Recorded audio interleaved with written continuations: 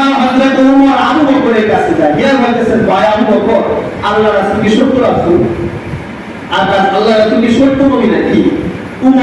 আবু বকর বলেন, কেন ভাই ওমর, তোমার মনের মধ্যে এই প্রশ্ন কেন? জীবনেও তো এরকম প্রশ্ন করে না। আল্লাহ কি সত্য? আল্লাহ কি একজন আছে নাকি? ইসলাম ধর্ম কি সত্য ধর্ম?